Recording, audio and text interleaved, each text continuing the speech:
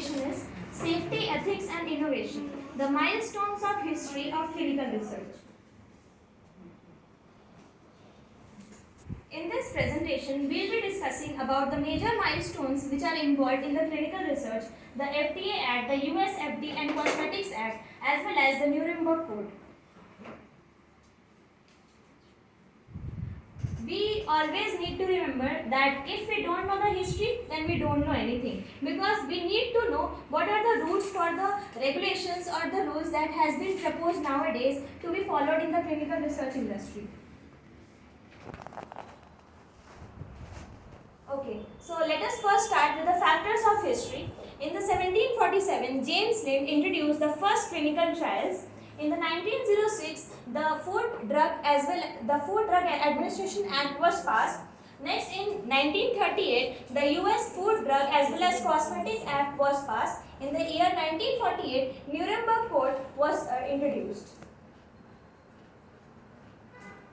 Okay, let us start with who was James Lind. I hope we all know who was James Lind. Can anyone say who was James Lind? Father of Exactly. clinical trials. He was known as the father of clinical trials. Why he was known as the father of clinical trial? Because he first conducted the type and the procedures of the things involved which is in the clinical trial. He distributed the 12 sailors in two of the groups. One was the treatment groups, another was a control group. He first introduced the idea of the control group in which nothing was given to those persons. James Lind first introduced these things in the sailors in the ship that he was sailing. The sailors were suffering from the disease which is known as scurvy, which we will find in the next slide.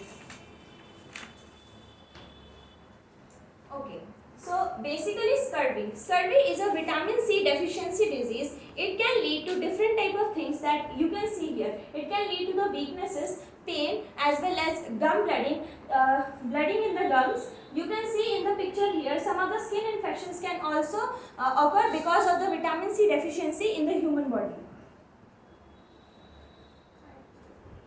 Okay, so the experiment that was conducted by James Lind consisted of 12 sailors, which he divided into 6 pairs, 2 each. All of the 6 pairs received different types of medications which he was trying to just give them so that he can treat the scurvy. At that time, any of the information about scurvy disease or any of the treatments about scurvy disease was not known. So he was just testing different materials to treat that disease. He first used apple cider vinegar, as well as in the next 2 patients he used the elixir vitriol. In the other 2 patients he used a pinch of a spoonful of seawater every day for 14 days.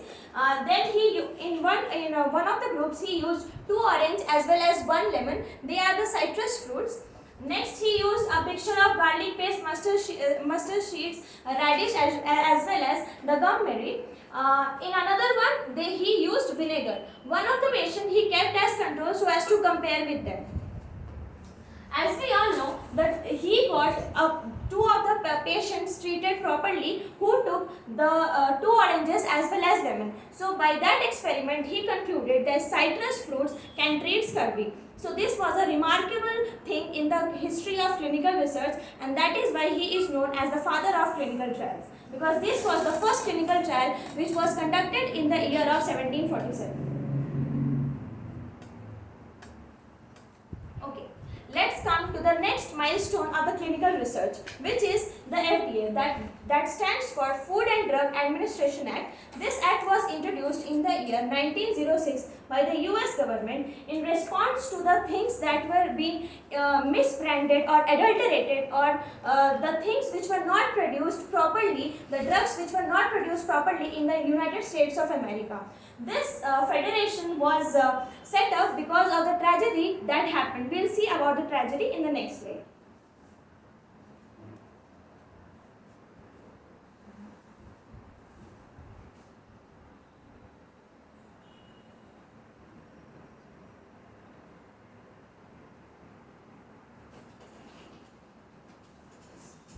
Okay. First of all, Sinclair was a person who has documented the Chicago Scott Yard conditions. He was there to document the lives of the people, the laborers that were working there. Chicago Scott Yard had very unhygienic unhygienic conditions there. So the laborers that were working there, they were working tirelessly for about 12 to 16 hours. They were not getting any proper food, any of the hygienic condition, any of the sanitary practices, any of the washrooms, and nothing was available to them. They were forced to work for hours and hours without getting any of the meals in between. So they were forced to work so much that they even got some of the accidents, but then also they were forced to work. So these were some of the conditions that led Sinclair to document a documentary in the Chicago's courtyard. He himself visited Chicago's courtyard, stayed there for 7 weeks and observed the lives of the laborers there, and then he documented that things in his book, which was known as The Jungle. When this book was published, it outraged the people of United States of America towards the things that were happening in the Chicago's courtyard. Chicago's courtyard was one of the leader of the meat manufacturing. Meat was well eaten in the United States of America, and so it became a matter of great concern in the United States of America. In his book, he tried to explain the things which were related to the lives of the people who were working in the Chicago's courtyard. But instead, people interpreted this with the unhygienic conditions that were present in the Chicago's courtyard. He wanted to reach the heart of the people, but it went into the stomach of the people. So let's see, this is a video of representing the things which were happening in the Chicago's courtyard. In the book The Jungle by Sinclair, he introduced the different conditions which were occurring in the Chicago's courtyard. As you can see, very much unhygienic conditions were maintained in the Chicago's courtyard. There were no masked people, there were no sanitary practices. People were using anything to everything to convert it into the meat. Any of the rotten form, any of the meat which was not which did not pass the criteria to be eaten by the humans, rats meat, cats meat, everything was mixed into the meat sausages and were sold in the United States of America.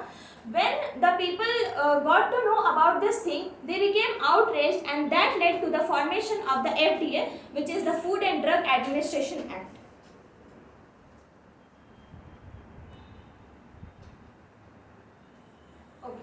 As a result of this Food and Drug Administration Act, two of the major acts were introduced in the US. First one was Pure Food and Drug Act. This aimed to ensure the safety and efficacy of the drugs that were produced in the United States of America. They led to the stoppage of any of the misbranding, any of the adulterated drug products that were then being sold in the United States of America. Next comes the Meat Inspection Act. This act was very much important because this was the sole reason of the Chicago's courtyard tragedy. So there was a complete regulations which were put forth in the meat inspection forms. There were people who went there and inspected the quality of the meat, whether it has all the standards to be eaten by the human population or not, or whether the meat that they are packaging as a sausage is expired or not, is good to eat or not, whether they have any of the microbial diseases or not. If the meat did not fit the criteria for human use, they just disregarded that whole package, and it all went into the potholes, obviously, because they cannot be eaten by the humans. So in this way, the proper sanitary practices as well as the hygienic conditions to be maintained, as well as no adulteration, as well as no misbranding of the products of the drugs that were used in the United States of America was ensured. Okay. Next comes the US Food, Drug as well as Cosmetic Act, which was introduced in the year 1938. This act was just layover of the FDA Act that was just introduced. This was a comprehensive piece of legislation that put forth all the legal frameworks that were required for the food, drug as well as the cosmetic things that were sold in the US market.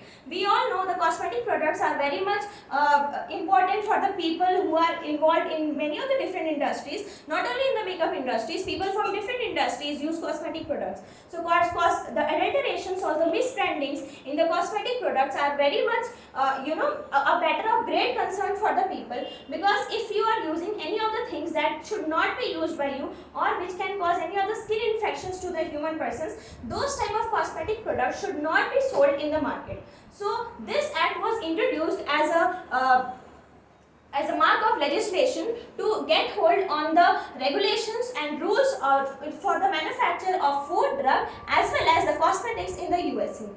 Let us now see what led to the formation of this act after the FTA.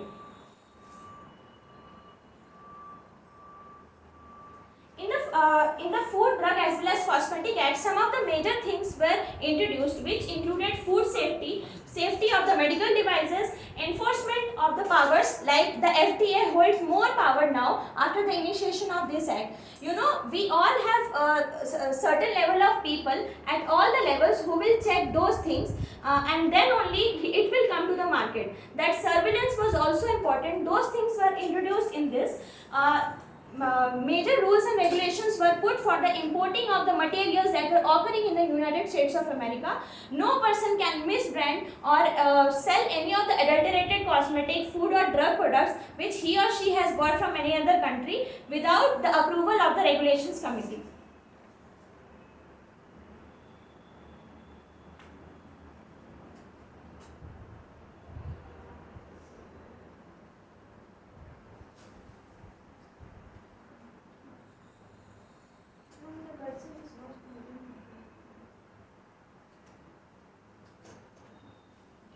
So, the sulfanilamide tragedy is the tragedy which led to the formation of US FD as well as Cosmetic Act. Let us now see what was the sulfanilamide tragedy. First of all, when we are getting into the tragedy thing, let us first understand what was the situation. Why were the people using that sulfanilamide in their as a drug? Okay. Sulfanilamide was a very famous antibiotic that was used to treat the streptococcal infections, which may lead to pain in the throats, which may lead to sore throat and often lead to pneumonia-like conditions. Sulfanilamide was a remarkable curative effect in treating the streptococcal infection, as this company, which is SC Messenger and Company, they founded that drug, sulfanilamide drug. One of those associates,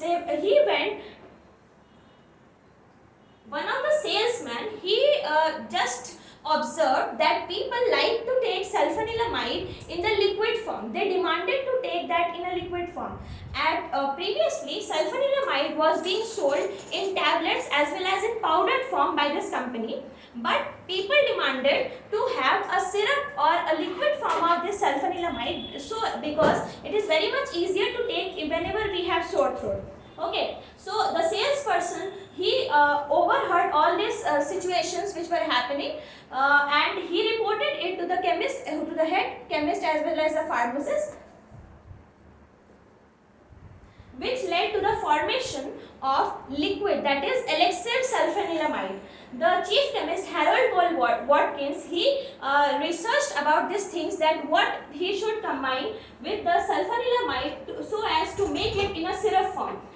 What he came up was the diethylene glycol. He saw that sulfanilamide can dissolve in diethylene glycol and then can be converted in the syrup form. He was not known with the poisonous factors of the diethylene glycol that it can have in the humans. So, because of the unawareness, he introduced this drug, he introduced this elixir sulfanilamide to be used by the people. This was one of the things that happened which led to the disaster of the sulfanilamide. He introduced raspberry flavor in that elixir sulfanilamide so that it could be easily taken by the people. But as we all know, it was a poisonous substance. No animal testing as well as no pre-marketing testing was done for that drug.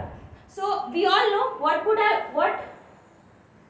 happen next because of no test procedures or the no animal testings. We all know, okay, you all know obviously what for is the animal testing is. Obviously, we need to first pre-understand what it does to the animals so that we can understand that, okay, so these are the criteria that may happen to the humans also. But in this case, the elixir sulfanilamide was not tested in animals and hence none of the effects of elixir sulfanilamide was known by us. If the animal testing would have happened, the mouse or the rats or guinea pigs, anything that would have been used for the animal testing, they would have died because of that DEG, that is diethylene glycol. But since it was not done, so they were the humans that died because of this elixir sulfanilamide tragedy. Hundreds of people, which included more of the children, died because of these things. As a consequence of this tragedy, this report came into the light of FDA. Let us see in the video next. Okay, so the control laboratory of Messenger company, when this report came out, then the people who suffered this sulfanilamide tragedy, they got into the FDA and complained about this. In the October 1937, the American Medical Association, they informed FDA about this tragedy, and we must have heard of the famous pharmacist who saved people from this, who saved another people from this tragedy. Who was name? She? Do you all know? Her name starts with K. No? Okay.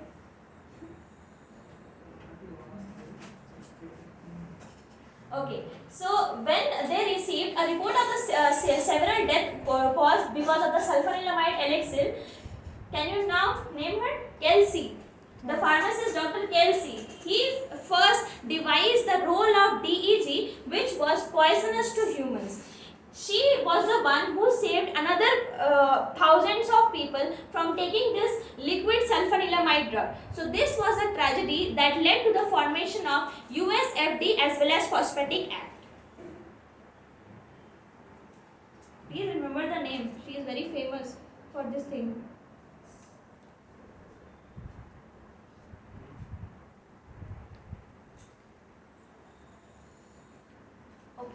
Let us now come to the next aspect of history, which is the Nuremberg Code.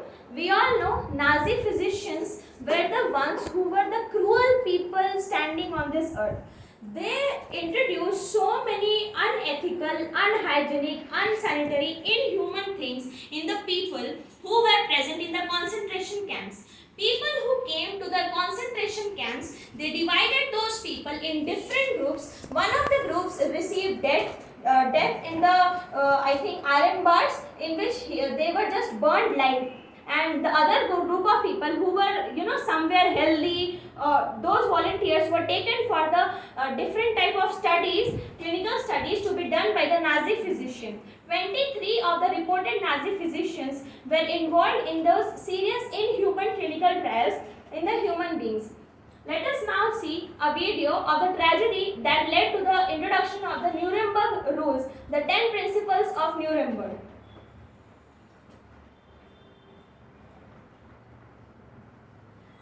These were the Nazi physicians that led into the concentration camps. They segregated different amount of people into different groups, as you can see. One of them received death and one of them were chosen for the clinical trial purposes. They withhold every different type of people, and they even treat put them in high altitudes without oxygen. They even put them in boiling water. They even cut their legs as well as different body parts so as to test the effect of antibiotics that will happen in those cut parts. They also introduced different type of sterility testing things in different of the men as well as women. They even introduced some of the serious diseases like at the time syphilis, gonorrhea. These things were introduced in the people so as to just observe what would happen to them, what would have been the effects of the antibiotics when they were given to them. So they were all treated so inhumanly, and also we all know there is a one prior thing that has to be taken from each study subject prior to participation in the clinical trial. What is it? Informed consent, obviously. So that informed consent thing was not at all existent when this thing happened. When this Nazi physician's clinical trial, the deadly clinical trial came into picture, the government then pushed those 23 Nazi physicians into the prison for life. After this tragedy, 10 principles of Nuremberg was introduced. The foremost principle of that was You can say the first principle was itself was voluntary or the informed consent from the study subject has to be taken. Okay.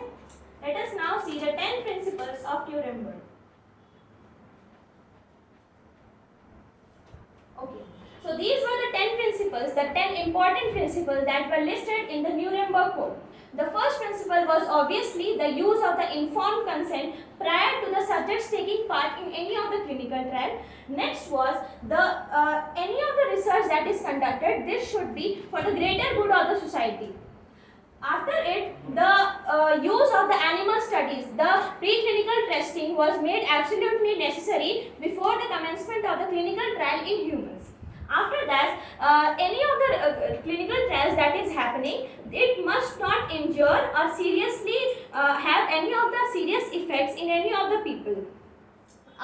Next comes, no experiment should be conducted where serious injury, any mental disability may happen to the subjects that are taking part in that clinical trial. The degree of risk must always be lesser than the benefits. Okay, if it is not having the more benefits that can withstand the risks that are involved in the clinical trial, that type of clinical trial must not happen. After that, the research participant must be protected and made prepared for the possibility of any of the injury or any of the disaster that may occur in that process of clinical trial. Experiment should be conducted by only qualified scientific personnel. We have all the provisions. The regulatory authorities themselves take this rules and regulations very much seriously. They go through every of the investigators who are involved in a clinical trial. That is absolutely essential, because people who doesn't know more about the human beings should not be considered to participate as an investigator in this clinical trial involving humans. Next, human research participants must be able to discontinue their participant at any point of time. They can withdraw from that clinical trial at any point of time if they do not feel safe to be participating in that clinical trial. Last comes, the scientist must be willing to be able to terminate the experiment in case serious adverse events or any of the serious things are happening to the people there.